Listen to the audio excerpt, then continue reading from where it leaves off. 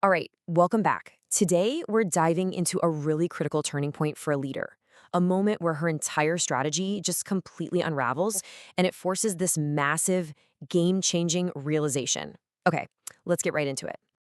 So, here's how we're going to break it down. We'll start with a crisis that sparks a huge question. Then, we'll get to the moment our leader names her own blind spot. From there, we'll see how that single insight leads to two totally different strategies, which, and this is the best part, get validated by the very person at the center of the whole mess. The whole situation really pivots on this one moment. So for 9 weeks, Dev has felt invisible at one school and incredibly valued at another. And then, boom, he gets a permanent job offer from Coppice Lane. That offer lands right in his manager, Janita's inbox, and suddenly, it's not just a job offer. It's a full-blown crisis that threatens to blow up her entire plan.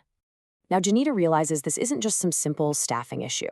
Not at all. It's a symptom of a much, much deeper failure in her own leadership.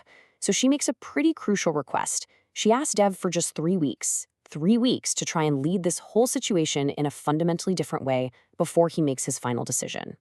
So Dev agrees, but he offers this critical piece of insight. He tells Janita, the problem isn't about trying to fix people, like his really difficult head teacher, Graham.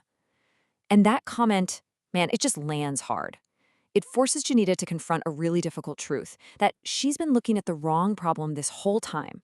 And that piece of feedback, well, that's the catalyst. It's the spark that leads to a huge insight.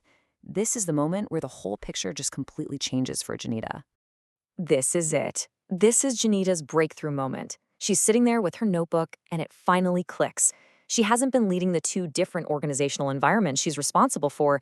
No, instead, she's just been projecting her own favorite leadership style onto both of them. And surprise, it's been failing spectacularly in one of them.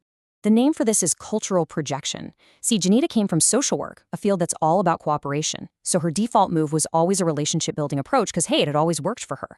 Her blind spot was that she completely failed to see that one of the schools was just structurally and culturally immune to it. It was never going to work there.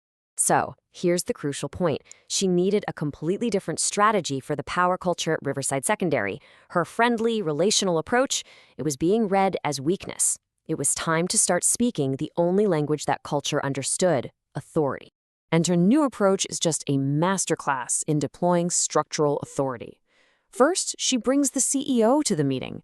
Right away, this frames the whole conversation as a matter of governance, not just some friendly chat. Then she presents a formal, non-negotiable agreement. And the head teacher, Graham, he immediately responds to this show of senior power. The dynamic shifts, just like that. Now, what's really fascinating is to contrast this with her new approach for the person culture over at Coppice Lane. She realizes that a structural, top-down approach won't work there. In fact, it would probably backfire completely. At Coppice Lane, the solution wasn't a show of force at all. It was actually a deeper, more honest version of the relational approach she'd been trying to use before. So she goes in alone. No formal agenda, no document to sign. She starts by admitting her own mistakes in how she handled the situation. And that act of vulnerability, it opens the door to a real co-constructive dialogue. And this authenticity creates the breakthrough. Margaret, the head teacher, finally hears herself and her school's culture described accurately and with respect for the very first time. And just like that, the conversation shifts away from polite professional chatter to a genuine partnership, one that's focused on solving the problem together. And this just brilliantly illustrates the two totally different worlds Janita was now navigating. She stopped using a one-size-fits-all style and instead tailored her leadership to each unique culture. At Riverside, she leveraged the authority of the CEO, but at Coppice Lane, she used the authority of her own authenticity. Two problems, two very different solutions. So, the big question, right? Did this new, fancy, differentiated strategy actually work? Well, there's really only one person who can answer that, and that's Dev, the guy caught right in the middle of it all. 3 weeks later, Dev walks into Janita's office. He tells her he's decided not to apply for the permanent job, and the reason he gives, it's everything. He explains that the last 3 weeks have felt fundamentally different. The situation at Riverside is now actually functional, and his relationship with Margaret at Coppice Lane is now more professional and honest.